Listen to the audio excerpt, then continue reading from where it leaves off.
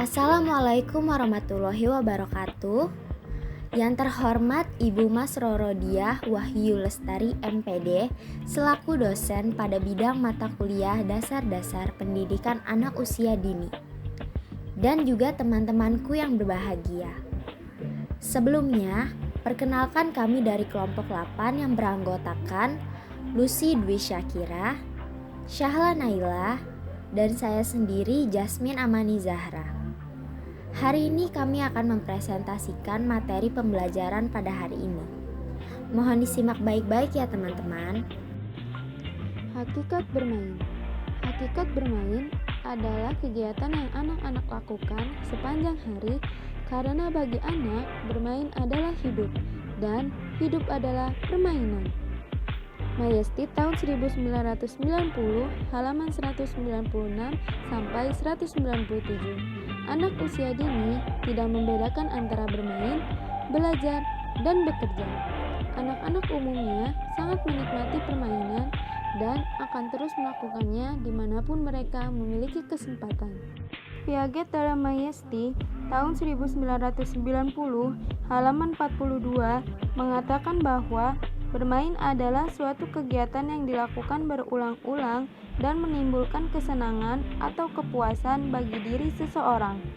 Sedangkan Parton dalam Duckett dan Freer tahun 2000 halaman 14 memandang kegiatan bermain sebagai sarana sosialisasi, diharapkan melalui bermain dapat memberi kesepakatan anak bereksplorasi, menemukan, mengekspresikan perasaan, berkreasi, dan belajar secara menyenangkan. Selain itu, kegiatan bermain dapat membantu anak mengenal tentang diri sendiri, dengan siapa ia hidup, serta lingkungan di mana ia hidup.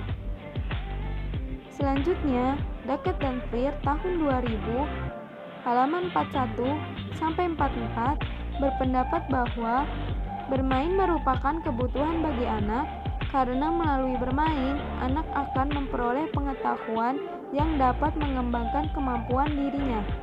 Bermain merupakan suatu aktivitas yang khas dan sangat berbeda dengan aktivitas lain seperti belajar dan bekerja yang selalu dilakukan dalam rangka mencapai suatu hasil akhir. Tujuan bermain pada anak usia dini. Pada dasarnya, bermain memiliki tujuan utama yakni memelihara perkembangan atau pertumbuhan optimal anak usia dini melalui pendekatan bermain yang kreatif, interaktif, dan terintegrasi dengan lingkungan bermain anak. Penekanan dari bermain adalah perkembangan kreativitas dari anak-anak. Semua anak usia dini memiliki potensi kreatif, tetapi perkembangan kreativitas sangat individual dan bervariasi antar anak yang satu dengan anak yang lainnya.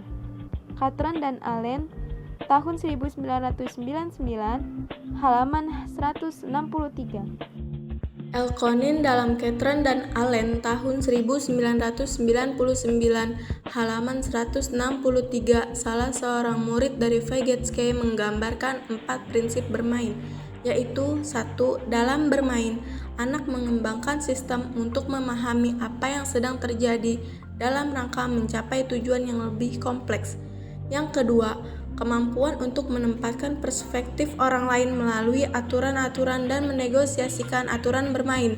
Yang ketiga, anak menggunakan replika untuk menggantikan objek nyata, lalu mereka menggunakan objek baru yang berbeda. Yang keempat, kehati-hatian dalam bermain mungkin terjadi karena anak perlu mengikuti aturan permainan yang telah ditentukan bersama teman mainnya. Untuk mendukung hal tersebut, seorang anak dapat melakukan pembelajaran yang situasinya merupakan hayalan anak tersebut atau yang biasa disebut dengan bermain sosiodrama, bermain pura-pura, atau bermain drama.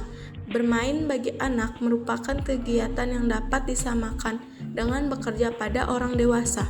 Bermain memiliki pengaruh yang sangat besar terhadap perkembangan seorang anak. Ehert dan Levitt dalam Stone tahun 1993 halaman 28-30 mengatakan bahwa pembelajaran dapat mengembangkan berbagai potensi pada anak, tidak saja pada potensi fisik, tetapi juga pada perkembangan kognitif, bahasa, sosial, emosi, kreativitas, dan pada akhirnya prestasi akademik. Sejalan dengan pendapat tersebut, Wolfgang tahun 1999 halaman 32-37 berpendapat bahwa terdapat sejumlah nilai-nilai dalam bermain, yaitu bermain dapat mengembangkan keterampilan sosial, emosional, kognitif. Dalam pembelajaran terdapat berbagai kegiatan yang memiliki dampak terhadap perkembangannya, sehingga dapat diidentifikasi bahwa fungsi bermain antara lain yaitu 1. Dapat memperkuat dan mengembangkan otot dan koordinasinya melalui gerak, melatih motorik halus, motorik kasar, dan keseimbangan. Karena ketika bermain fisik, anak juga belajar memahami bagaimana kerja tubuhnya. Yang kedua, dapat mengembangkan keterampilan emosinya, rasa percaya diri pada orang lain, kemandirian, dan keberanian untuk berinisiatif. Karena saat bermain, anak sering bermain pura-pura menjadi orang lain, binatang, atau karakter orang lain. Anak juga belajar melihat dari sisi orang lain. Yang ketiga, dapat mengembangkan kemampuan intelektualnya. Karena melalui bermain, anak sering melakukan eksplorasi terhadap segala sesuatu yang ada di lingkungan sekitarnya sebagai wujud dari rasa keingintahuannya. Yang keempat, dapat mengembangkan kemandiriannya dan menjadi dirinya sendiri. Karena melalui bermain, anak selalu bertanya, meneliti lingkungan, belajar mengambil keputusan, berlatih peran sosial sehingga anak menyadari kemampuan dan kelebihannya.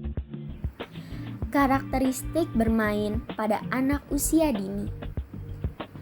Jeffrey, McConkie, dan Hewson tahun 1984 halaman 15-18 berpendapat bahwa terdapat 6 karakteristik kegiatan bermain pada anak yang perlu dipahami oleh stimulator, yaitu 1. Bermain muncul dalam diri anak. Keinginan bermain harus muncul dari dalam diri anak, sehingga anak dapat menikmati dan bermain sesuai dengan caranya sendiri. Itu artinya, bermain dilakukan dengan kesukarelaan, bukan paksaan. Kedua, bermain harus bebas dari aturan yang memikat kegiatan untuk dinikmati. Bermain pada anak usia dini harus terbebas dari aturan yang memikat. Karena anak usia dini memiliki cara bermainnya sendiri. Untuk itulah, bermain pada anak selalu menyenangkan, mengasyikkan, dan menggairahkan. Ketiga, bermain adalah aktivitas nyata atau sesungguhnya. Dalam bermain, anak melakukan aktivitas nyata. Misalnya, pada saat anak bermain dengan air dan mengenal air dari bermainnya. Bermain melibatkan partisipasi aktif baik secara fisik maupun mental. 4. Bermain harus difokuskan pada proses daripada hasil. Dalam bermain, anak harus difokuskan pada proses, bukan hasil yang diciptakan oleh anak. Dalam bermain, anak mengenal dan mengetahui apa yang ia mainkan dan mendapatkan keterampilan baru, mengembangkan perkembangan anak, dan anak memperoleh pengetahuan dari apa yang dia mainkan. Kelima, bermain harus didominasi oleh pemain. Dalam bermain harus didominasi oleh pemain, yaitu anak itu sendiri tidak didominasi oleh orang dewasa. Karena jika bermain didominasi oleh orang dewasa, maka anak tidak akan mendapatkan makna apapun dari bermainnya. Keenam, bermain harus melibatkan peran aktif dari pemain. Bermain harus melibatkan peran aktif dari pemain. Anak sebagai pemain harus terjun langsung dalam bermain. Jika anak pasif dalam bermain, anak tidak akan memperoleh pengalaman baru. Karena bagi anak bermain adalah bekerja untuk mendapatkan pengetahuan dan keterampilan baru. Karakteristik anak usia dini. Seperti yang telah dikemukakan sebelumnya, bahwa setiap individu memiliki keunikannya masing-masing, dan bahwa setiap individu berbeda antara satu dengan lainnya. Namun demikian, secara umum, anak usia dini memiliki karakteristik yang relatif serupa antara satu dengan lainnya. Karakteristik tersebut adalah sebagai berikut. 1. Anak usia dini bersifat unik. Setiap anak berbeda antara satu dengan lainnya, dan tidak ada dua anak yang sama persis meskipun mereka kembar identik. Mereka memiliki bawaan, ciri, minat, kesukaan, dan latar belakang yang berbeda. Menurut Bradcamp pada tahun 1987, anak memiliki keunikan tersendiri seperti dalam gaya belajar, minat, kemampuan, dan latar belakang budaya kehidupan yang berbeda antara satu sama lain. Meskipun terdapat pola urutan umum dalam perkembangan anak yang dapat diprediksi, namun pola perkembangan dan belajarnya tetap memiliki perbedaan satu sama lain. Kedua, anak usia dini berada dalam masa potensial. Anak usia dini sering dikatakan berada dalam masa golden age atau masa yang paling potensial atau paling baik untuk belajar dan berkembang. Jika masa ini terlewati dengan tidak baik, maka dapat berpengaruh pada perkembangan tahap selanjutnya. Ketiga, anak usia dini bersifat relatif spontan. Pada masa ini, anak akan bersikap apa adanya dan tidak pandai berpura-pura. Mereka akan dengan leluasa menyatakan pikiran dan perasaannya tanpa memedulikan tanggapan orang-orang di sekitarnya. Keempat, anak usia dini cenderung ceroboh dan kurang perhitungan. Anak usia dini tidak mempertimbangkan bahaya atau tidaknya suatu tindakan. Jika mereka ingin melakukan, maka akan dilakukannya, meskipun hal tersebut dapat membuatnya cedera atau celaka. Kelima, anak usia dini bersifat aktif dan energik.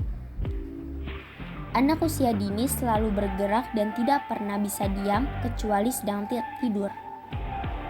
Maka, seringkali dikatakan bahwa anak usia dini tidak ada matinya. Klasifikasi dan jenis bermain. Adapun jenis permainan yang dapat dikembangkan di dalam program pembelajaran anak usia dini dapat digolongkan ke dalam berbagai jenis permainan, seperti yang dikemukakan oleh Jeffrey, Conkey, dan Hewson tahun 2002, halaman 15-21, yakni permainan eksploratif atau exploratory play, permainan dinamis atau energetic play, permainan dengan keterampilan atau skillful play, permainan sosial atau social play, permainan imajinatif atau imaginative play, dan permainan teka-teki atau puzzle it out play. Keenam penggolongan tersebut pada dasarnya saling terintegrasi satu dengan lainnya, sehingga dalam penerapannya mungkin saja salah satu permainan dapat mengembangkan jenis permainan yang lainnya. Justru, keterpaduan di antara permainan tersebut maka akan menjadi daya tarik tersendiri bagi anak saat melakukan permainan tersebut. Selain jenis permainan tersebut di atas, yang dimaksud dengan permainan kreatif merujuk pada paparan Lopez tahun 2005 halaman 7 dalam tulisannya yang berjudul Creative Play Helps Children Grow, menyatakan bahwa permainan kreatif dapat diklasifikasikan dalam: pertama, kreasi terhadap objek atau object creation, berupa pembelajaran di mana anak melakukan kreasi tertentu terhadap suatu objek seperti menggabungkan potongan-potongan benda sehingga menjadi bentuk mobil-mobilan. Kedua, permainan drama kreatif atau creative dramatic play, berupa permainan di mana anak dapat mengekspresikan diri melalui peniruan terhadap tingkah laku orang, hewan, ataupun tanaman. Hal ini dapat mereka pahami dan menghadapi dunia seperti bermain peran dokter-dokteran. Ketiga, gerakan kreatif atau creative movement, berupa pembelajaran yang lebih menggunakan otot-otot besar seperti permainan Aku Seorang Pemimpin, di mana seorang anak melakukan gerakan tertentu dan anak lain mengikutinya, atau berpantonim, atau kegiatan membangun dengan pasir, lumpur, dan atau tanah liat. Keempat, pertanyaan kreatif atau creative questioning, yang berhubungan dengan pertanyaan terbuka, menjawab pertanyaan dengan sentuhan panca indera, pertanyaan tentang perubahan, pertanyaan yang membutuhkan beragam jawaban, pertanyaan yang menghubungkan dengan suatu proses atau kejadian. Sekian presentasi dari kelompok kami, kurang lebihnya mohon maaf. Wassalamualaikum warahmatullahi wabarakatuh.